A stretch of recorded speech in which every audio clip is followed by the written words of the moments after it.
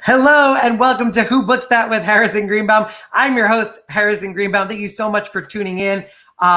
This is, as always, sponsored by the International Brotherhood of Magicians. If you're not already a member, you can just sign up so easily. You just go to magician.org/join and you can sign up right now. I know it's been a crazy and difficult week for everybody, so I hope you're all safe and well. And I hope I can bring a little levity to your evening tonight. Unbelievably, we're already at episode 18, which means Who Books That is now old enough to vote. All episodes are available at whobookstat.com as well as on Apple Music as a podcast, where the show is in the top 200 in the performing arts for the US and the UK, as well as the top 100 in Canada. So thanks, Canada. I don't know why the show is slightly more popular north of the wall, but I'll take it, eh? I'll chug some maple syrup for you guys, whatever you want. Thanks for supporting the show. And I am so excited about this one. Oh my God. Our guest tonight, I have been a fan of since I was a child. As a kid who grew up on Nickelodeon, I would watch endless reruns of Double Dare, Family Double Dare, What Would You Do? In fact, the theme song to What Would You Do? It slaps and was my jam, and I'll play a little taste of it now. What would you do?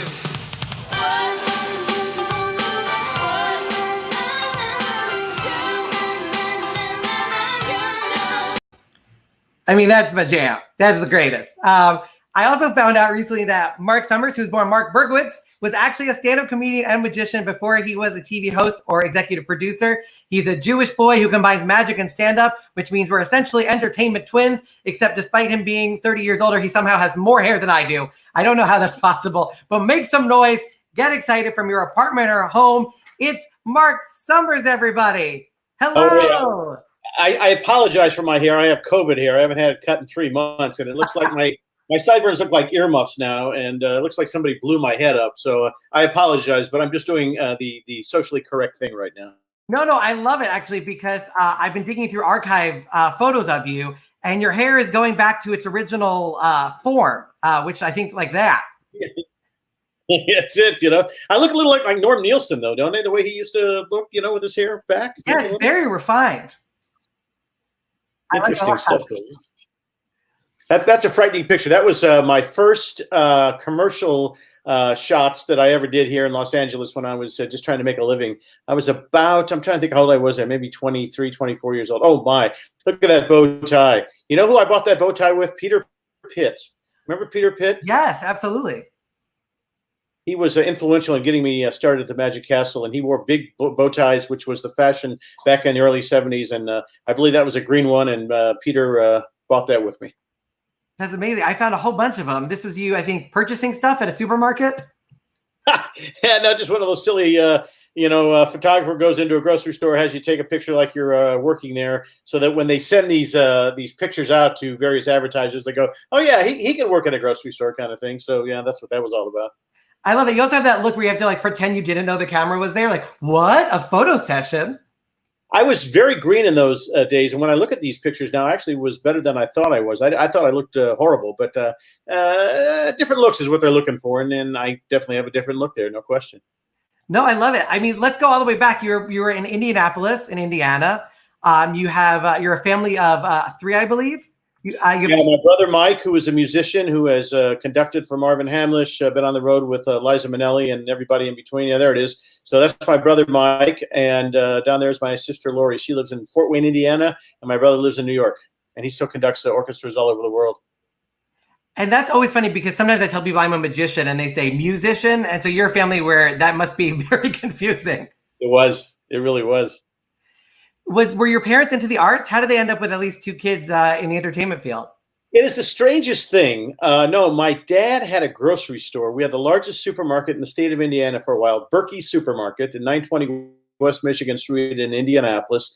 And then Indiana University came in and did that eminent domain thing. So that's my grandmother. That's my dad's mom. And she's holding me. And then that's my brother down there. Wow, where did you find these things? That's insanity. And so after the store got closed, he went into the insurance business. Oh, you're scaring me. And I might have spoken to your brother before this. I have the inside track. Oh, did you really? You called Mike? Absolutely. Oh my God, that's crazy. And so So anyway, so no, my brother and I grew up watching TV. We were addicted to television. And I guess at the time, our favorite show was the Steve Allen Show. And my brother and I have the exact same sense of humor, which is interesting. And it's very similar to Dave Letterman's, who grew up in Indianapolis, same time. And we watched the same programming. And I think our senses of humor were definitely colored by Steve Allen. And then Johnny Carson on Who Do You Trust in the early days. And when was magic the first thing that sort of bit you? Was it comedy first, then magic, or magic then comedy? Well, I wanted to perform. I came out of the womb knowing that I needed to be on stage, but how the hell do you do that in Indiana? And we had a kid down the street, Dave Lawton, who was in the West Lane Junior High Magic Club. And for some reason, at age 11, when I was in like 6th grade, he started teaching me magic. And then I got in the magic club at West Lane when I was in 7th grade. I was the president in 8th and 9th grade. And that's where I started to perform. I was a trombone player in the orchestra, but I wasn't making any money. And then I realized I could do a birthday party back in the day for $25. And all of a sudden, if I did 4 of them on a weekend, I had $100. I couldn't make any money playing a trombone back in the day. So I quit the band. My Mr. Axum, the band director, got upset with me. But Chet Kubit, who was instrumental in starting me as a performer, got me into the magic world. And I always liked comedy. I would watch Johnny in the early days of The Tonight Show, sneak back down after my parents went to sleep. And, I think taking over The Tonight Show was the ultimate goal. Guess what? That didn't happen. But magic was the way that got me from point A to point B. And there was a guy who had a thing called the Dante Magic Set, not the real Dante, but a guy who was an insurance salesman somewhere in New York State, put out these things called the Dante Magic Set. And somehow I tracked him down and said, can I be your spokesperson? And he said, kid, you can do whatever you want, but I'm not paying you. So I called, back in the day, there were a million kid shows. And I called every station that had every kid show and talked myself on to, be the spokesperson for that, but then do magic. And the last show I did was called Popeye and Janie. And Janie said, do you have anything else besides just this magic set? And I said, sure. So for the next couple of years, from the time I was 11 till 14, I was a regular on this kids show doing magic. And you mentioned Chet Kubit. He was, I think you met him in 5th grade? I actually met him. Whoa, wow, you did your research. My brother was working on a project because he was in junior high, and he schlepped me along one Saturday. And that's where I met Chet. And little did I know that we would become friends from 5th grade till now when I'm a whopping 68 years old. He's an amazing guy. Yeah. When was the last time you spoke to him? Well, I have a feeling I'm going to speak to him now. Oh, yeah. I don't know if I was being subtle enough, but I believe Chet Kubit is in the house, baby. Yeah, there he is. How you doing, Mark? I'm doing well. Apparently, the razor blade business is not doing well in Indiana. You did not recognize me when you walked by the green room and looked inside, and you didn't see me. You didn't. Where are you? Are you at 9252? Yes, I am. What a memory! What a memory! I know. I remember, man. Chet would work at a place, a thing called a Trary Prek every summer, and I would take care of his house. I would cut his lawn, and then we would rake leaves, and we built fences together and all that stuff. But the bottom line was there was a thing called the Columbus Magi Fest. Yeah. And Chet and I and a group of other magicians as kids would go to this thing. And it was my first taste of magic, where I met, Duke Stern was like embedded in my mind. I sat and watched a show with Jack Shannon one night. And it was my early years of magic. And this man right here is responsible for all that. Yeah, and Chet was telling me, we did some digging into his records. I spoke to Alexander, the president of IBM, who's been a great supporter of this show. And Chet is today is June. He has hit his 64th year in a row with the IBM, which is the Order of Merlin Excelsior. So 64 years in the International Brotherhood of Magicians. When was the last time you did a show, Chet? A pretty long time ago.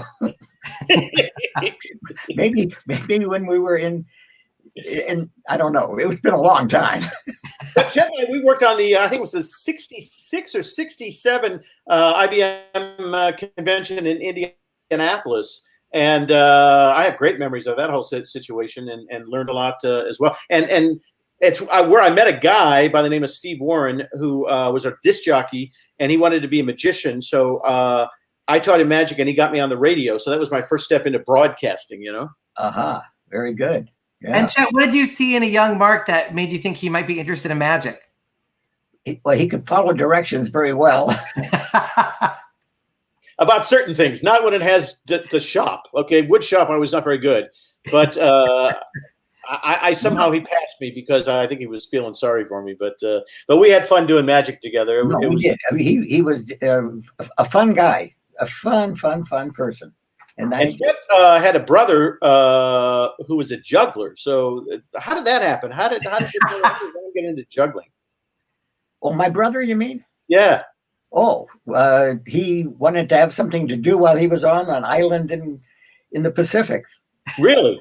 Yeah, he was stuck there in the Coast Guard. So he picked up some stuff and he started practicing, and that's all he had to do. That's amazing. By the way, somebody in the audience said, we stan Chet. Do you know what stan means? Scan? Stan. No. We stan Chet. That means they love you.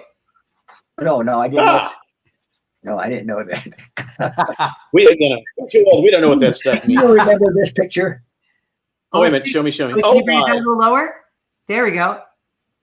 Okay, now let me tell you a horrible story here. So Chet and I go up to, I think it was Ring 42, the Harlan Tarbell Ring, up in Chicago to do a show. I don't know why we were doing a show, but I did the birdcage up there, scared out of my mind because Jay Marshall was sitting like right in front of me.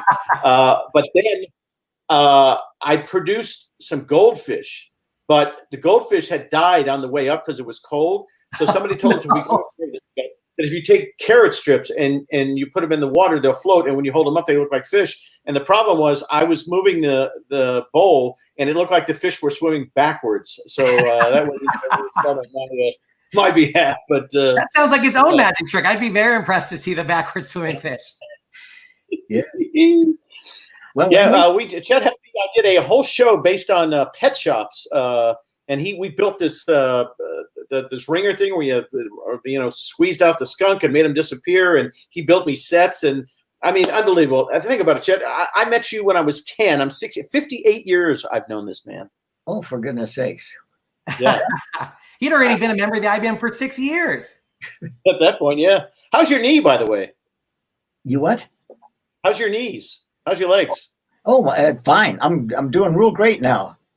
Are you back hiking? I feel great. I'm plucky. I love that word. Just so you know how much Chet loves you, he and I worked for multiple hours to make sure he could get on here and have his computer working. So he was very dedicated to getting on this. So a huge shout out to Chet. I don't know anything about Chet. Do you have any pictures of me in that crystal casket? Do you remember when we did that? Do you have any crystal casket pictures there? Crystal? No. I thought you took them when you were here for that interview. Maybe I did. I might have seen them. Yeah, it sounds like me. Yeah, it's amazing. No, I do have one, but it's faded. It doesn't look very good, but it shows somebody producing you from the crystal casket. Well, I'm faded and I don't look very good anymore either, so it works out about this. Now, who is Bob Hazlip? Yes, Bob Hazlip. Yeah. He lives in St. Louis, and then Mitch Engel, who's up in Chicago. We all did magic together. It was unbelievable. And you went several times to Columbus, Ohio, to the Magi Fest, right? We would go to the Magi Fest from the time I was in 7th grade. I think we went all the way until I was a senior. And the little trick we used to play as magicians, the way it worked was Chet could only take like 5 kids each year. So he would pull names out of a hat, and whoever those 5 kids were, that's who went. But he rigged it every year that magically he would pull my name. Well, I was in 7th grade because we had so much fun. Because Chet and I, in the middle of the day, think about this. You couldn't even do this stuff today. But he would leave the kids in the hotel, and you and I would go down to General Grant's magic shop down there on High Street in Columbus. Remember that? Yes. And we'd walk down there and hang out with him. And the kids were all by themselves in the hotel and going to the dealer shows and all that stuff. It's a different world. Just a whole different world. No problem at all. Everything worked out fine. Yeah. Wow. And Chet, it must be pretty crazy to see somebody that you've met in 5th grade and then go on to such gigantic success. What has that been like watching that ride? Was it surprising, or did you kind of know from the beginning that he would be where he is today? Oh, I didn't know where he'd be, but I knew that he would be someplace. I like it. That would have been that would be a perfect prediction. There's no way to get that one wrong. No, I know. Yes. I knew. I'll tell you one other story. Chet takes me to the International Convention in Des Moines, Iowa. And we went with a guy. Do you remember Bill Shabler? Do you remember that guy? Bill Shabler?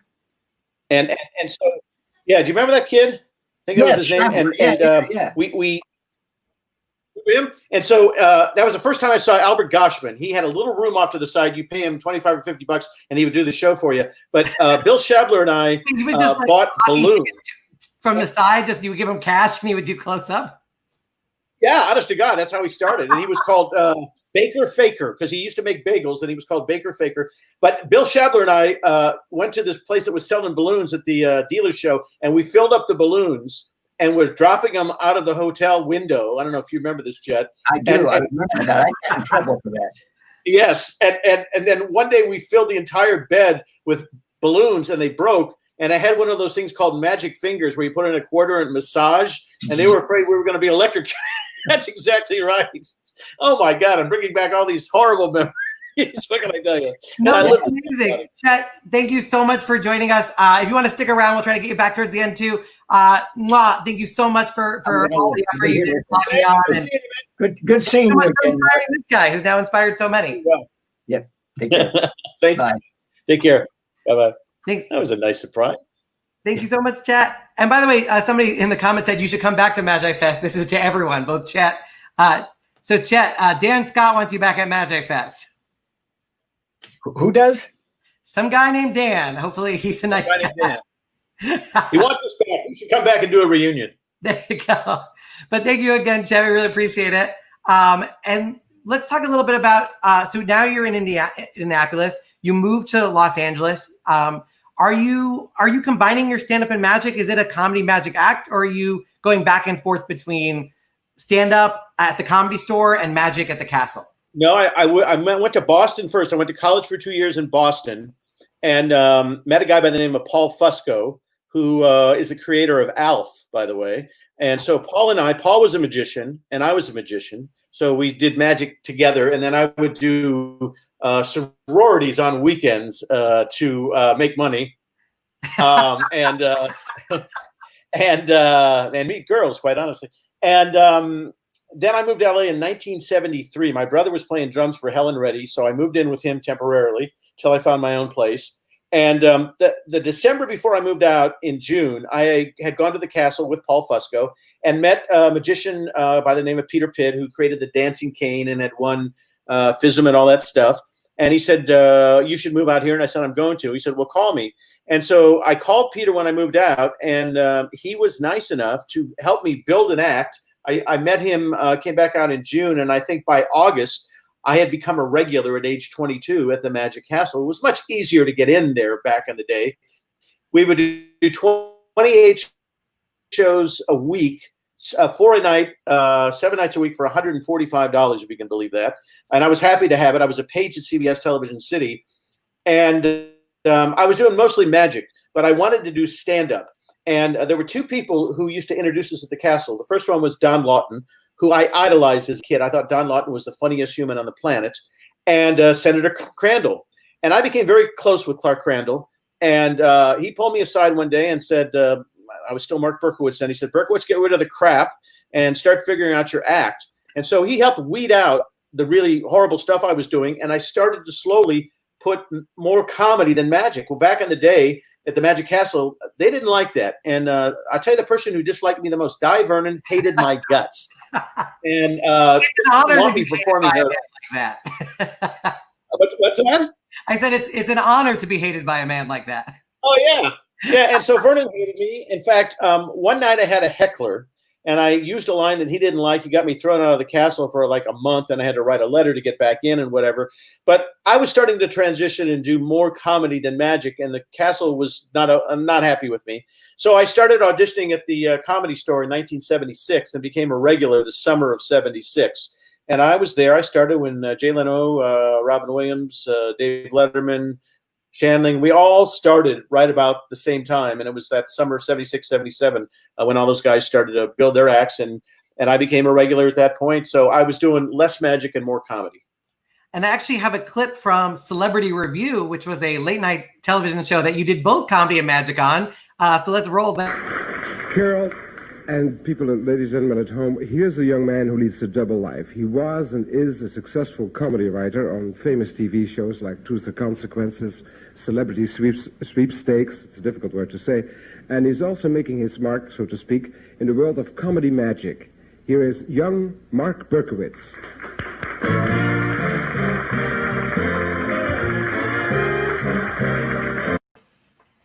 Same amount of hair, still killing it. Yeah, that was scared out of my mind, but that was a big break for me. Peter was very nice to put me on that show. And one of the things that was amazing was, so I'm somebody also who doing stand-up comedy and magic, and I had never seen a clip before that one of somebody walking out and essentially doing stand-up, taking a bow, and then the host joined you and you did magic. How did you navigate sort of that relationship? Were the comics distrustful of a magician? Were the magicians distrustful of a comedian? How do you keep that? How do you keep that divide? Okay. I had no fear, so I just kind of did what I thought should be done. The person who made the big transition for me, quite honestly, do you remember a comedian by the name of Gallagher? Yeah. Okay. So I was opening for Gallagher at a place called where was it? It was in Newport Beach, and I can't remember the name of the club. But anyway, I was opening for him, and I was doing magic. And he said, "Hey, Summers, come here." And I said, "Yeah." He says, "How much are they paying you this week?"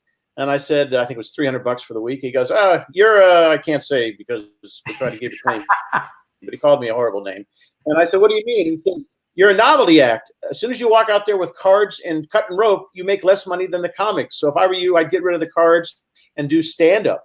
And so when I found out that the stand-up opener acts were getting 500, and as a magician I was getting 300, I said, "That's it for me." And that's kind of when I made the transition to get rid of the props and just do stand-up. And when did you shift from Berkowitz to Summers? Because it seems like you made that change after you'd already been on TV. I woke up one morning and they said, "We found the son of Sam. His name is David Berkowitz." It was about 8 o'clock in the morning on watching Good Morning America. My agent called me and he goes, "Holy Christ, nobody knows who you are anyway, but you're going to have to change your name. I won't be able to get you a job anywhere." And so I didn't know what to change my name to. And I thought of a million different things, but there was a DJ in Indianapolis by the name of Dick Summer. He's still around, actually, does a thing called the Love and Touch. And then he moved to Boston. When I was going to school in Boston, I ran into him. And I took Dick Summer and added an S. It became Marc Summers. And it was a turning point because there's no more anti-Semitic people in show business than other Jews. And I just found that to be the case. And I remember a friend of mine stand up, his name was Marty Cohen, and he was on Match Game. And he went into Mark Goodson and said, "I want to host a game show." And they went, "With a guy with a name like Cohen, you'll never work in the Midwest. It'll never happen." And back in the 70s, they were still concerned about ethnicity and stuff. So it was a weird thing. I went from Marc Berkowitz to Marc Summers, and I started to work. So who knows what that's about. Yeah, I don't know if I told this story on this show before, but when I was entering into stand-up, I was going to change my name out of Greenbaum, and my dad played the "Your grandparents didn't survive the Holocaust for you to be ashamed of Greenbaum." I was like, it's really more so that people will book me more. And he goes, "Well, Sarah Silverman didn't change her name." And after I worked with Sarah the first time, I told her the story, and she said, "Tell your father it cost me a shit ton of work." It does. It just, still, it did back then. I don't think it does now, but I would have agreed.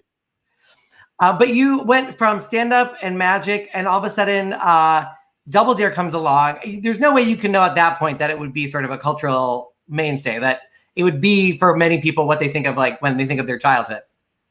Yeah, that is still a phenomenon to me in so many different ways. And it's lasted for many, many years, needless to say. We started the show in 1986, and it's still very topical here in 2020. And, I had one foot out the door. I was doing warm-ups on TV shows. I was called the king of warm-ups. I was doing Star Search and Alice and What's Happening Now and Webster. And I mean, I was making a boatload of money, but miserable. And I had a friend from Cape Town, South Africa, Lawrence Milner, who had this amazing smoked salmon business, largest distributor in the entire continent of Australia. You didn't have to change his name. I assume if you're in smoked salmon, Berkowitz is great. That would have worked. And so I started to smell. Yeah, I used to smell smoked salmon, but I started to sell smoked salmon. And I get a phone call from a friend of mine, Dave Garrison, who was originally from Indianapolis and had moved to LA and got the phone call to audition for Double Dare. And at that time, he was sick of trying to become an act. And he called me and said, look, I got a phone call from some network I've never heard of called Nickelodeon. They're doing a game show called Double Dare. I don't know what that is. I'm going to start producing. You should go instead of me. And they had auditioned 1,000 people in New York and didn't like any of them. I was the first person to audition in LA. So they had auditioned 2,000 people. Yeah, that's from the early years. And I got the job, and the way I got it was interesting. It was narrowed down to me and one other guy, and they couldn't figure out, because when we did the auditions, we were working with adults playing the part of kids, and they didn't know how good we were with kids. And I said, well, why don't you fly us to the studio in New York, put us with real kids, and let the best man win? And that's what happened. I still don't know who the other guy was, but they flew him to New York, me to New York. I did a half-hour version. He did a half-hour version. 2 days later, they called me, and they said, you got the job. And I said, after 2,000 people, why me? And they said, well, quite honestly, the other guy was just about the same, quality as you were. But at the end of his audition, he looked at the camera and said, is that it? You guys want me to do anything else? And I looked at the camera and I said, we'll be back with more Double Dare right after this. And the fact that I threw the commercial, they thought it was more professional. And that's how I got the job, and it changed my life. That is unbelievable. And you went on from Double Dare. You had What Would You Do? One of the things I was reading about what you thought the specialness of Double Dare was, and it seems to me there was a little bit of magic in there. Do you think there's any sense of misdirection in Double Dare, and that it's very sloppy and there's big set pieces? But in one of the interviews, you said that the real heart of the show was that it's just kids and parents having fun with each other, which you don't really get to see on TV that much. That's true. And, the other thing was we were rewarding kids for things they used to get in trouble for. Their parents used to say, stay messy, keep your room neat, and we were giving them prizes for not doing that, number one. And then the slogan on Nick back in the day was the place where only kids win. So it was okay to slime your parents or pie your parents. And it was a magical time. And it put Nickelodeon on the map. We were actually, a huge tentpole show for Jerry Laybourne, who was the person. It was Mike Klinghoffer, Dee LeDuc, Bob Mittenthal, and Jeffrey Darby, who were responsible for putting the program on. Klinghoffer was the one for basically choosing me. And it's amazing how something like that can change your life.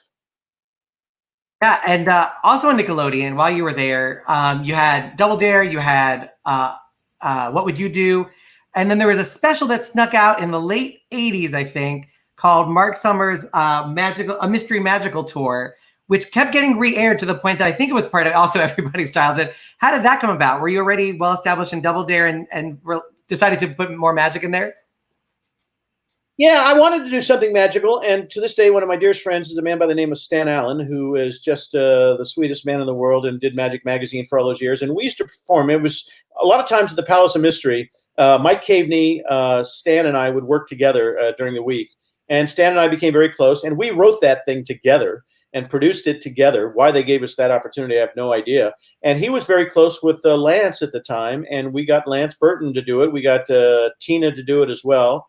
And I still have people come up and talk to me about that thing. And they thought about airing it last year, and then they looked at it and said it was dated. I totally disagree with them. I think that show would play today no matter what. But they chose not to do it. But I'm really very, very proud still to this day with that show. Well, you know what? We should probably hear from other people just to make sure that that is true, because we have Stan Allen in the house and we have Lance Burton in the house. Who worked on the Mystery Magical Tour. Mark, how are you? Good. Are you I'm in Vegas? I'm in Las Vegas, and that Mystery Magical Tour. They ran that every Halloween for at least 10 years. That was a perennial Halloween thing. And the other thing that I remember of that show is the guy that did the music. If you look on the credits, it was the guy that did the music for that was listed as Mark Darkley and the Flaming Hypnotists. Yes, but tell everybody, who it really was. It was Dweezil Zappa. It was Dweezil Zappa. That's exactly right. I ran into Dweezil a year or two ago, and we reminisced about that. But yeah, Dweezil Zappa didn't want to use his name on it, so he was Mark Darkley, which is amazing. Stan, tell Harrison the story about when Lance we needed him for another shot, and his agent was a whore and wouldn't bring him back. He wanted to charge us another $10,000. So tell the world what we did here. Well, before Stan tells that story, I'm going to play a clip so that there is some context for people watching at home. And Okay. Stan will tell us what is going on in this clip. You're right. We've got to find a door out of this place. Well, why don't we ask him? Oh. Excuse me. Can you help us? There we go. So there's a long shot in the distance of Lance. Before Stan tells this story, I just have to say, in my defense, we were there shooting, and we shot for 1 day or 2 days. I can't remember. I was there. I think I was there 2 days, and we shot. I don't remember 10, 12, 14 hours a day, whatever. And we were all working. Everything was great. And we were all doing great. And they said, "Oh, here's your last shot." And okay, Lance, you're done. And I'm going, great. I'm looking at my watch. Okay, I'm going to pack up. I got to get back to Las Vegas. I got a show tomorrow night. And I pack up and I put everything in the van. And just as I'm getting ready to get in the van, they go, "Oh, by the way, we want you to come back tomorrow." And I'm like, what? so then then my manager got involved, and it was. And I felt horrible having to leave. And honestly, I will say this: if I had it to do over again, if I had a time machine, I could go back in time. I would have done anything in my. I would have just told my manager, hey, just go away for a couple of days. I'm just going to stay. Well, I appreciate that, but the story that Stan's about to tell is a much better story. But it's a better story. So for Lance's credit, the scumbucket, to Lance's credit, we did negotiate with them, and they wanted a whole bunch of money. And contrary to what people think, those shows did not have a whole bunch of money. And so I walked Lance out to his van at the Magic Castle. And Lance did feel bad. And he said, "What should I do? What should I do?" And I said, "Well, are you going to keep this management?" And Lance said, "Yes, I am. They're really working well for me." And I said, "Then you got to get in the van and go back to Vegas. This is not your problem." So Lance gets in the van, goes back to Vegas. I walked back into the front door of the Magic Castle, and there sitting across the bar is Mark, Steve Binder, your co-executive producer, Steve Binder, right? The director of the show, and the guy who did the hair and the makeup for the show, very flamboyant and terrific at that and everything. And they're all looking at me, and they're saying, "Oh, yeah, uh-huh, yeah." And they look at the makeup guy, and he goes, "No, I can do this." And I'm standing there doing one of these. What? Well, they had already decided I was going to be Lance Burton in this shot. And then his PA comes over to me and starts measuring me and everything else. And the next day a tuxedo arrives. And so I think it was one of the last shots we did. I think they were holding the door, and we did that shot. And I never told Lance. Oh, you never told him? No. I'll tell you what happened. No. You had your chance. You apologized. It's okay. You shut up now. And you're not a headliner anymore, buddy. I can tell you to shut up. And so we do the spot. Why couldn't we get back? No. So the show airs. If you'll remember, Mark, we were in the editing room. That show went to Nickelodeon like on Thursday, and it aired on Saturday. I mean, I didn't know television was that tight, and I guess it isn't normally. And the show airs on Saturday night, and literally 30 seconds after the show airs, my phone rings, and it's Lance, and he goes, "Oh, I loved it. It was great. It was great." And see, you didn't need me to stick. You didn't need that extra shot. You worked around. It was great. You didn't know, Lance? Just waiting for him to get his foot firmly into his mouth. And I said, "Lance, we did use another shot. It's me playing you." And Lance goes, No. And he shoots up on me. Bam. And then I was sort of figuring, how far into the show is that? It's about 6 minutes into the show. And sure enough, 6 minutes and 20 seconds later, my phone rings again. "You've got to be kidding me." You idiot. For those who are concerned that Stan doesn't look like Lance, here's some photographic evidence from a more recent. Oh, yeah. Not at all. It was a costume party at Magic Live, and I thought about it, and I called my buddy Lance and said, hey, if I want to be you at this party, what do I need? And he says, you need to come over, and I'll give you a bunch of clothes. So that's all Lance's stuff, yeah. And I win as Stan Burton, that's right. Wasn't your agent Mark Gervitz at the time? Wasn't he the guy? Yes. That's what I thought. Yeah. He's gone on to make bazillions of dollars, but and he handled you well. But I was not happy for the moment. But this is a much better story. While Stan was playing Lance, Lance was playing Mark's hands. So I'm going to roll this clip where Mark has unbelievable dexterity. Yeah. Oh, yeah.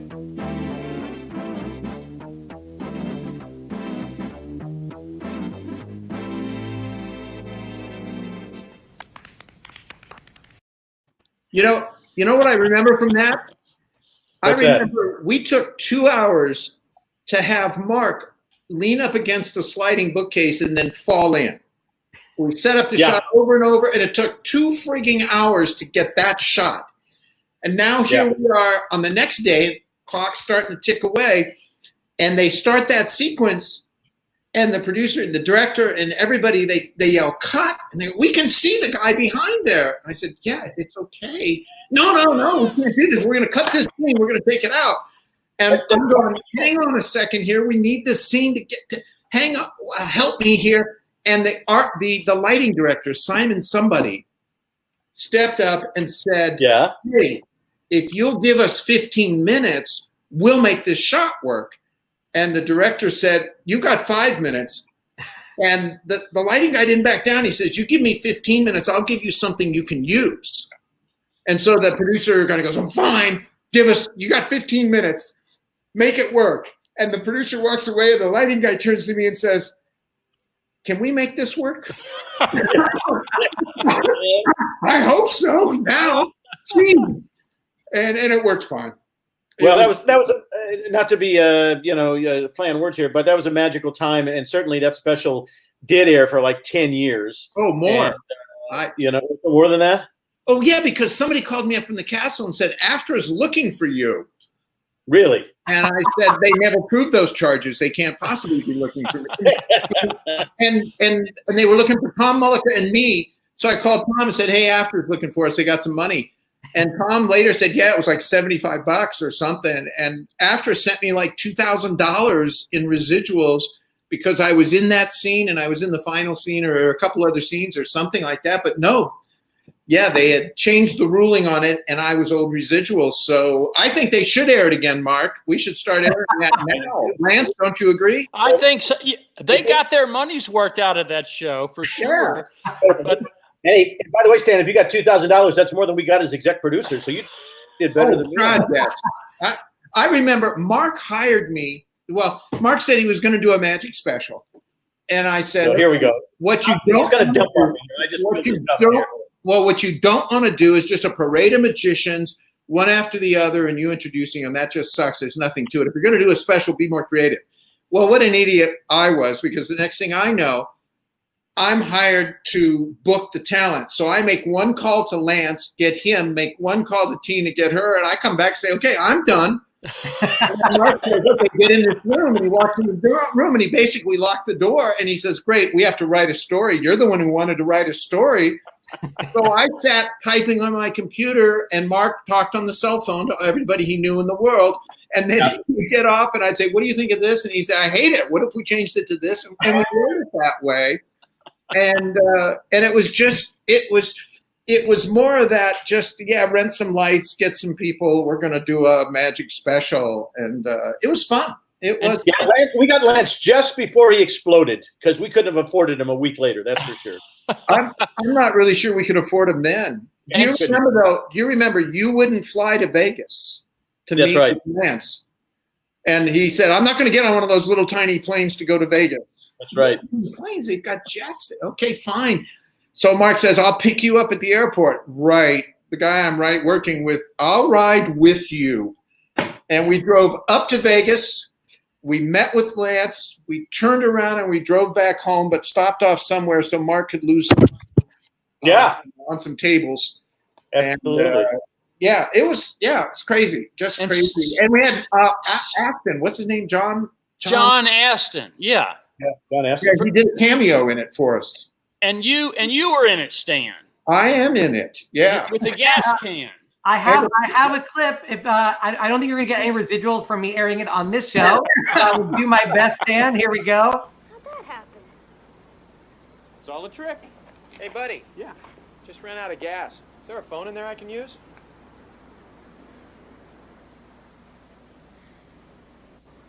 Help yourself.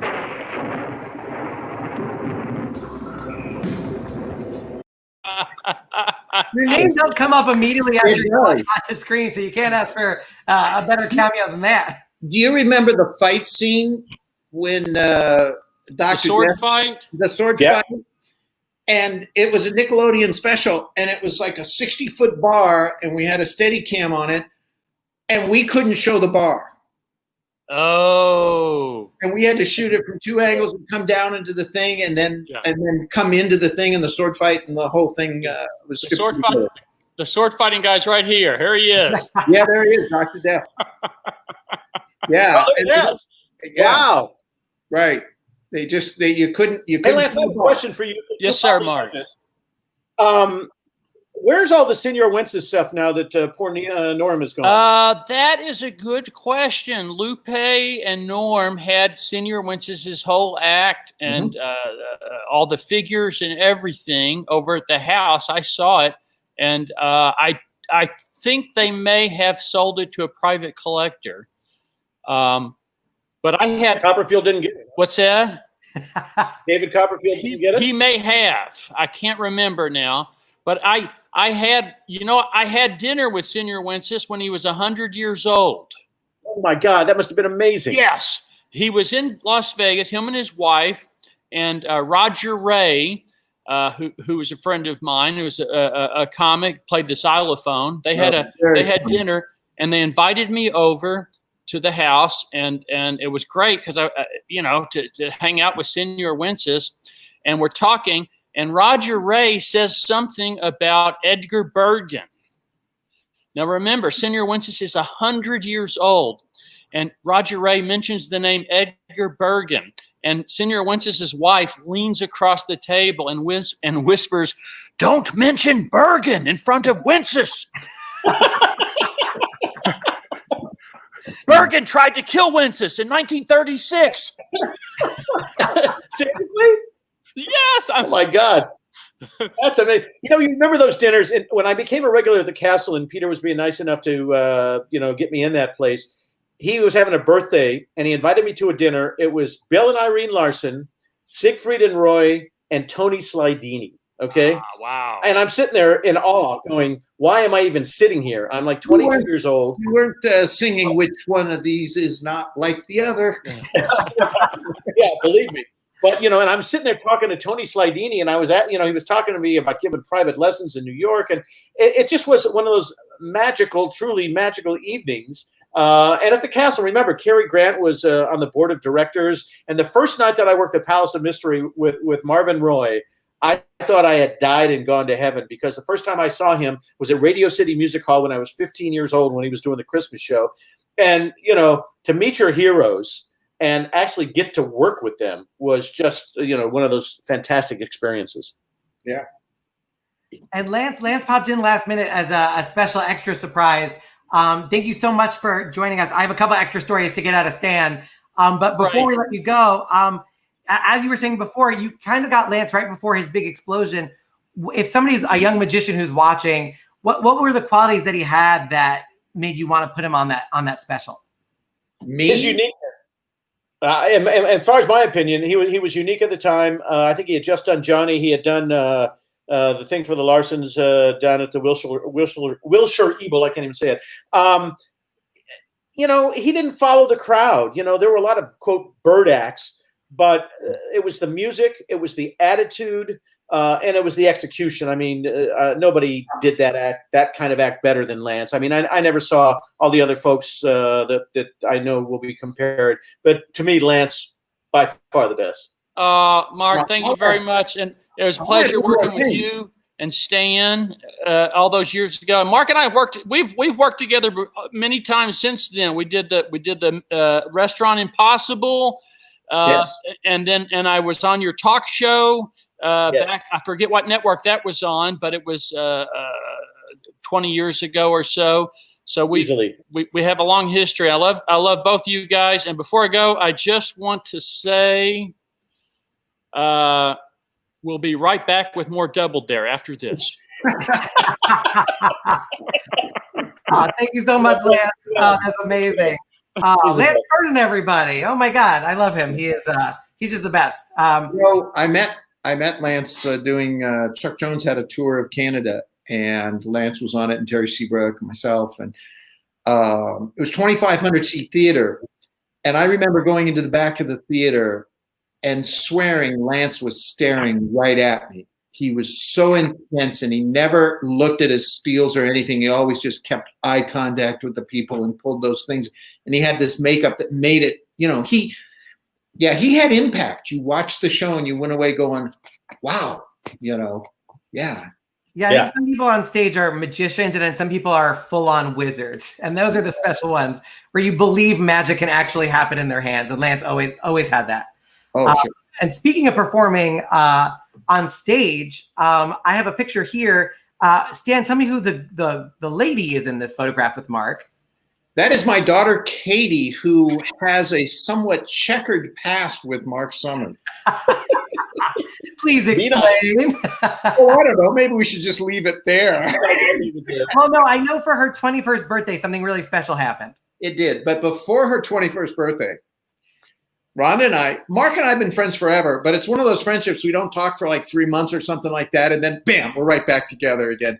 And we had been trying to get a little barbecue, and it had been put off. I don't know how many years that barbecue was planned, but we ended up out at Mark's house, Alice, the best, and we're sitting there, and Mark hands us a copy of People magazine, and it had the OCD story in it, which I didn't know anything about.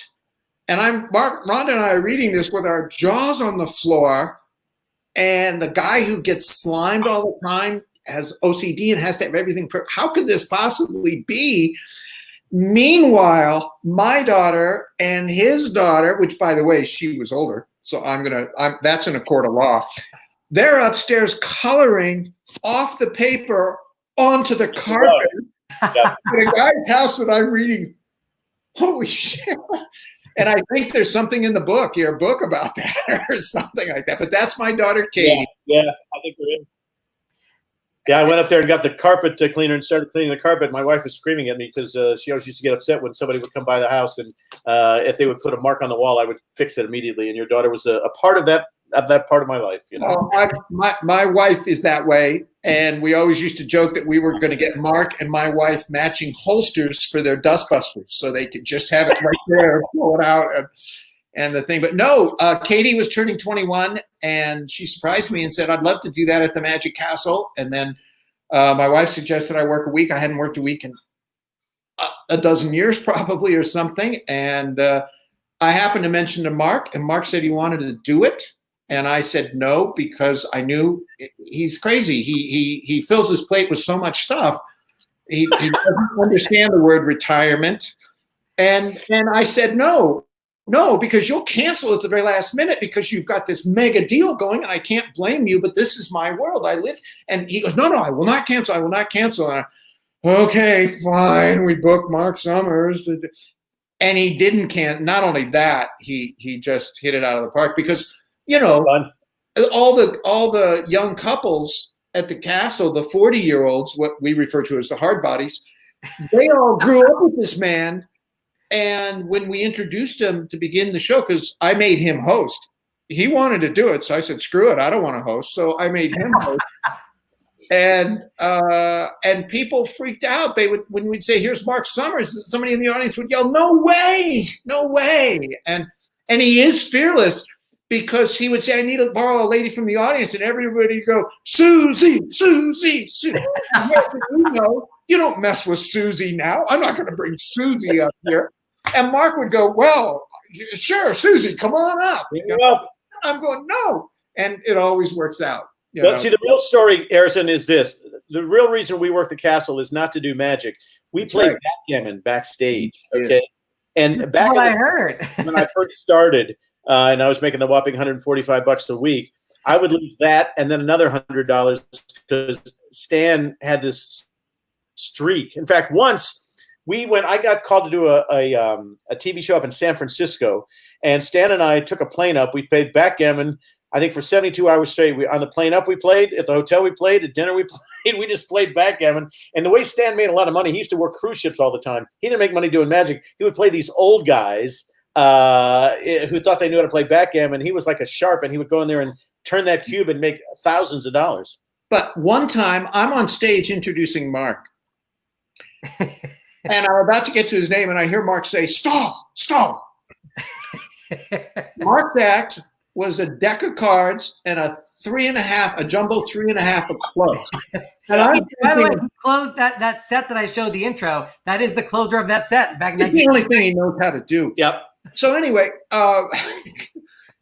I'm thinking, how can you not be ready with just a deck of cards and a 3.5 of clubs? What do you need to stall? What's gone wrong? So I mosey over to the side of the stage and I kind of listen, and I hear dice rolling because he's playing manager. And then I hear the usual ending. Ah, crap. He throws the thing down and he sticks his head out and says, okay, I'm ready now.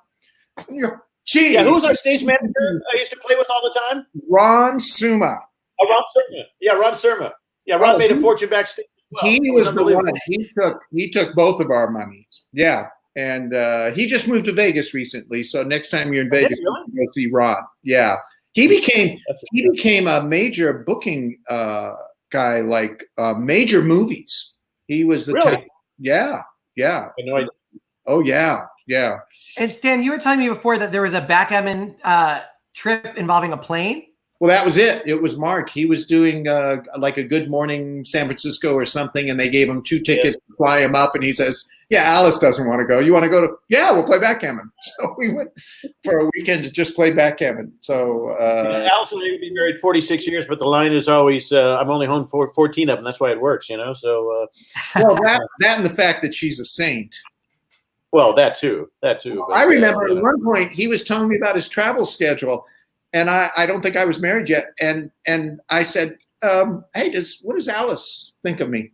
And Mark says, well, you're one of the magicians she actually likes. No, I know, but do you think there's more there? There's possibly some romantic attraction. Mark says, what the frig are you talking about? I said, well, look, you're going to bury yourself within the next year or two with all this work schedule. I think somebody should get in there and marry Alice and spend some of your money. I call Stan and tell him how I'm not going to work anymore and how I'm going to retire. He just laughs at me. So, yeah, right. Well, you were in Los Angeles and Philly going back and forth, but now you're in LA full time, right? I actually live in Santa Barbara now. So I am. I gave up the place in LA and I'm full time in Santa Barbara. Stan, he's getting closer. Yep, yeah. I am. I am. He doesn't. I don't know. He doesn't know how to stop. So he does. He does everything, and he jumps in full all the feet. Inside there. Yeah. So it's been fun. Well, Stan, thank you so much for joining. Is there any other words? You've known Mark for so long. Any other things that stand out to you?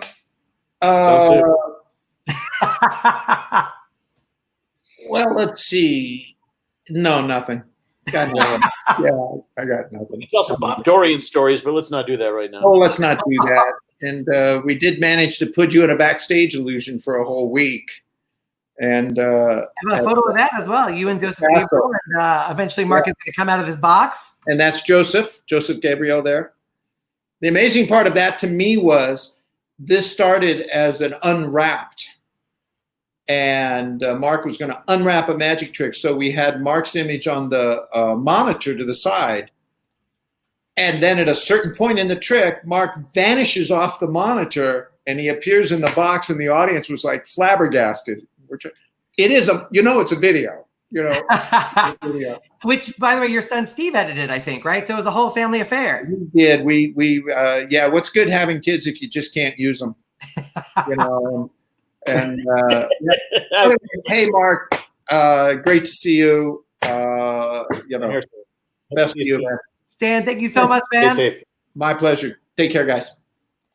Bye-bye. Stan Allen, everybody. And by the way, we mentioned Mark's book. I want to put that information on the screen. Everything in its place, My Trials and Triumphs with Obsessive Compulsive Disorder by Marc Summers. Available, I think, at all major booksellers. So make sure you pick up a copy. We can get into that a little bit, which is, it is a surprising fact to some people that it's a very messy show, Double Dare, but you are secretly battling OCD. And I know I watched a couple of Oprah clips where you did mention that you got a little bit more control over it, but what was that like? Well, I hadn't been diagnosed at that point. I had done Double Dare from 86 to 94. And it wasn't until I was doing my talk show on Lifetime Biggers and Summers where I got diagnosed. So although I knew something was strange, I couldn't put my finger on it. I knew I didn't like getting messy and didn't like, the slime on me and stuff like that. But I had waited so long. I was 34 when I got that show that, if they told me they were going to dump, a ton of elephant poop on me, I would have done it because my passion was to be a host of a television show. So, I'm 33, so you're saying this is my year. Is that what you're saying? So the thing was, people say, I hated doing it. No, I love doing it. And I never had a bad day on the set in my entire life. But after being diagnosed, things started to make sense. So, I learned to control it. And for a while I was on medication, have been on medication for 10 years now. But I went through a thing called behavior therapy where you retrain yourself and stuff like that. And then I've done interventions for kids and various people along the way. Still do, as a matter of fact. So, it's like anything else. I think until you're ready to get, quote, better. I mean, it's like, I guess, taking drugs and everything, drugs or doing alcohol. You're not ready to get better until you're ready to get better. And then when you are, maybe you can correct the problem. And when I was ready, I was in my early 40s and said, I don't want to live this life anymore, and was able to fix it. Thank goodness. No, it's amazing. And a testament too, because you've used your story to inspire others, which I think is always an amazing thing to do. One of the things, by the way, is that we are at 8:00. So please put your questions in the comments on YouTube or Facebook, also on Instagram, so that Mark can see them and answer them. One of the things that keeps coming up, it's come up from multiple people. The most recent one was from Michael Healy, who said, tell the story about Burt Reynolds and you on The Tonight Show. I know you've told the story before a couple times, but I don't know if you've mentioned the magic component to it. I think there was a magic trick underlying this entire thing. There was. So I wanted to get on the Tonight Show. At the time, I was hosting 4 different television programs, and I had a publicist who managed to get me to meet the right people, and they booked me. Well, for a year, I was booked and then unbooked and booked and unbooked. And I'd get the phone call, so-and-so's coming on tonight, but we're going to reschedule you. So I stopped telling people I was going to do the Tonight Show because nobody believed me. So I finally get booked, and it says, you're doing the show tomorrow night, and Burt Reynolds is the guest. I went, okay, fine. So on the way, I get picked up by the NBC limo, and on the way there, the car gets a flat tire. So I figured, I'm just not meant to do this program. So I barely get into the studio on time, and just before he goes on stage, Jay comes to the dressing room. I apologize, I heard you had a flat tire. So did that whole thing. And Burt was going through a very stressful book tour. He was going through the divorce with Lonnie Anderson, and he was not in a good mood. And the night before, Jay had just bashed him on the air with all sorts of stuff. I was asked to do a magic trick for some reason. I wanted to do a card trick, but they said Jay didn't know spades from hearts from clubs. He called clubs puppy dog tails and things like that. So you can't do a card trick. So what a weird weakness. I know. So on. And so Stan Allen created and taught me how to do the cut and restore tie. And so I was going to do the cut and restore tie. That's how good friends forever. And so at the beginning of the show, Burt was so upset with what Jay had said the night before that he came out and cut off Jay's tie. Well, for the love of God, I mean, for those in the magic world, now I'm screwed because I have a duplicate tie, and what are we going to do, and all this other kind of stuff. So I'm backstage trying to figure out how we're going to fix that thing. And so Burt was supposed to do 2 segments. Then I was supposed to be on the 3rd, and then Carrot Top was supposed to be the 4th guy. Well, Burt went 3 segments. And so there was only one more person. And it was going to be me or, nobody knew who I was. Nobody knew who Carrot Top was. And so they were going to go with Carrot Top. And my publicist went backstage and said, and this is how show business works, he also handled Jason Alexander. And the Tonight Show wanted Jason as a regular. And they were going to bump me again. And my publicist said, if you bump Summers one more time, Jason Alexander will never do the Tonight Show again. So they went, oh, my God. And they bumped Carrot Top, and they put me on. Well, it could have been the best or the worst thing that ever happened, because Bert and I got into somewhat of a disagreement. I was talking to Jay, and he said, all I see is a back. And I said, no, I can talk to you. And I was talking about being a neatness fanatic. And I hadn't been diagnosed then yet with OCD. And he said, who says you're a neatness fanatic? And I said, my wife. And by the way, I'm still married. The audience went, oh, and then he poured water right on my crotch. And I reciprocated. And the next thing I know, 2 pies come out, and we have a pie fight. And NBC executives came out afterwards. They thought I was hurt. Man, we'll buy you a new suit. I mean, there was all sorts of craziness. And at the time, Jay had not beaten Dave. Dave was number 1. And they got those promos out so quick. I was in the car at 6:35. By the time I got home, my phone started to ring. And it was the first night that Jay tied the Tonight or Letterman.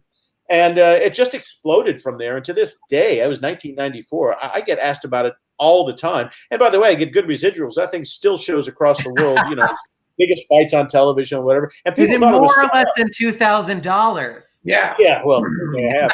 Where's my cut? Where's my cut in this thing? I'll cut your tie again. But it was not set up. It was all for real. And Jay called me the next day and goes, well, what's going on with you guys? And I said, I was a comic. I was he was a heckler, and I was waiting for this time in his life. I wasn't going to let him get in the way, And then so the next day I was at Steve Binder's house, and Steve knew his publicist, Bert's publicist, and Bert's publicist called me a bottom feeder of show business and said that I didn't treat the movie star with any dignity or respect.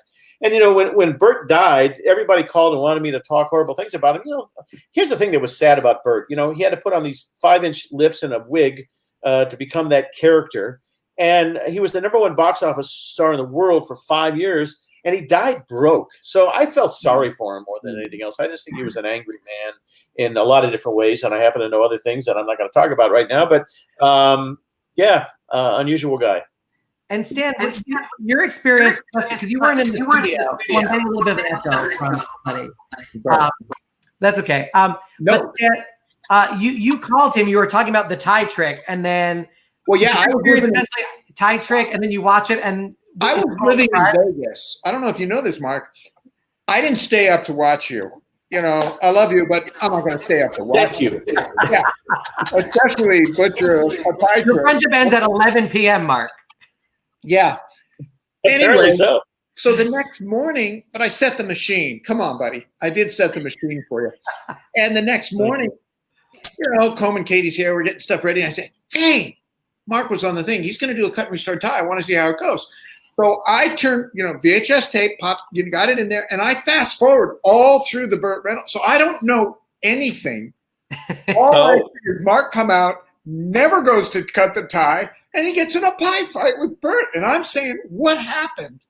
And it was just, God, that's the weirdest cut and restart tie. And the shame of it is, if that had been Johnny Carson, I think the producers would have said, yeah, just wear the little nub of a tie.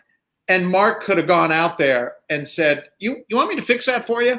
And then restored it. But Jay wanted it would have been a straight up miracle. And also, Jay wouldn't get in the pie fight. And I think if that had been Carson, he would have stood between you guys at the end, and you both would have unloaded on Carson, and one of you would have stepped up and said, we'll be right back. And it would have been great television.